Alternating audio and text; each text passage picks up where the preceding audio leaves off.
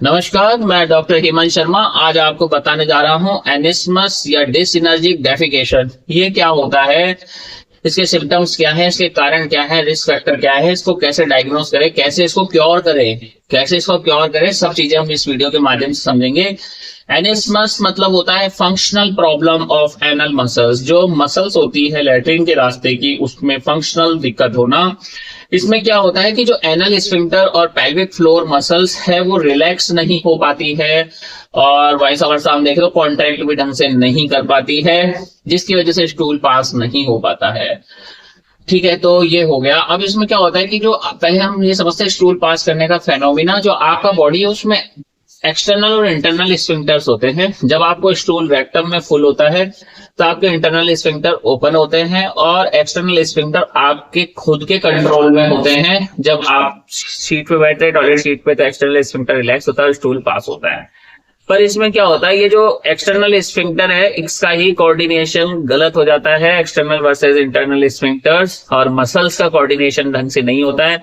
आप toilet seat पे बैठ गए तो भी वो रिलैक्स नहीं हो पा रहा है, इसलिए स्टूल पास नहीं हो पा रहा है, डिफिकल्टी हो रहा है। आपको लग रहा है मुझे कॉन्स्टिपेशन है, कब्ज है, लंबे समय से कॉन्स्टिपेशन की दवाएं खा रहे हैं, चूरन खा रहे हैं, कुछ भी खा रहे हैं, पर ठीक नहीं हो रहे हैं। क्यों? क्योंकि आपको प्रॉब्लम है एनिस्मस की। ठीक है, अब इसका जो रिस्क फैक्टर है, क्या क्या कारण है, किन वजह से होता है, जैसे कि कॉन्स्टिपेशन आपको लंबे समय से बना हुआ है, कब्ज, या फिर आपका हैबिट है स्टूल आ रहा है पर आप पास नहीं कर रहे हैं, उसको होल्ड कर लेते हैं, तो इसमें भी होता है। या आपको बहुत ज्यादा स्ट्रेस, एंजाइटी, घबराहट, बेचैनी है, या कोई फीमेल है जिसने बच्चा को जन्म दिया है, वजाइनल डिलीवरी चाइल्ड बर्थ के बाद हुआ है, या कोई न्यूरोलॉजिकल डिसऑर्डर है, उसमें भी एनिस्मस होता है, पर ये रेयर है न्यूरोलॉजिकल। इसमें सिम्टम्स क्या आएंगे, आपको ऐसा फील होगा स्टूल जाने के बाद भी कि मेरा को प्रॉपर स्टूल पास नहीं हुआ है, बहुत लंबे समय तक आप बाथरूम में बैठे रहेंगे, हार्ड स्टूल हो सकता है, गैस बन सकता है, कई बार फिंगर से आपको स्टूल बाहर निकालना पड़ता है, रेक्टल पेन हो सकता है, ब्लॉटिंग हो सकती है पेट में। अब इसको डायग्नोस करने के लिए हम एनोरेक्टल मैनोमेट्री से पता कर सकते हैं, या फिर बलून एक्सपल्शन टेस्ट से भी हम पता कर सकते हैं। इसमें बलून आपके रेक्टम के रास्ते फुलाया जाएगा, फिर आपको पुश करके उस बलून को बाहर निकालना है, तो इससे भी पता चलता है कि आपको एनिस्मस है या नहीं है। या फिर हम एमआरआई करा सकते हैं, डेफिकोग्राफी, जिसमें क्या होगा कि आपके स्टूल के रास्ते में डाई डाली जाएगी लैट्रिन के रास्ते में, और वो डाई कितनी देर में कैसे कैसे बाहर आती है, इवैक्यूएट होती है, उस ट्रैक को आइडेंटिफाई करने को हम बोलते हैं एमआरआई डेफिकोग्राफी, जो एमटी प्रोसेस है उसको जानने को। अब बात करते हैं इसके इलाज की। देखिए, बहुत सारी थ्योरीज हैं, कई बोल रहे हैं, जैसे बायो फीडबैक थ्योरी है, जिसमें आपको 20-30 मिनट्स का ट्रेनिंग होता है, जो कि 70-80% रिजल्ट है इसके सक्सेस रेट के।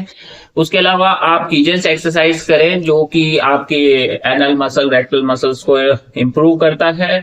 आप ब्रीथिंग एक्सरसाइजेस कर सकते हैं, लाइफ स्टाइल चेंजेस कर सकते हैं कि स्टूल सॉफ्ट रहे, high fibre diet, liquid intake, ये सब जरूरी है।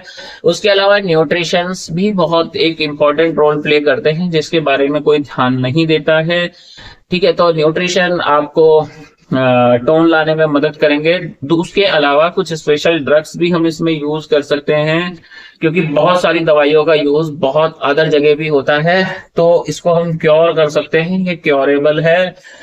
अगर आपको भी एनिस्मस है और ऐसी तकलीफ है तो व्हाट्सएप नंबर मेरा इस वीडियो के डिस्क्रिप्शन में अवेलेबल है, वहां जाएं, मैसेज करें, अपना अपॉइंटमेंट बुक करें।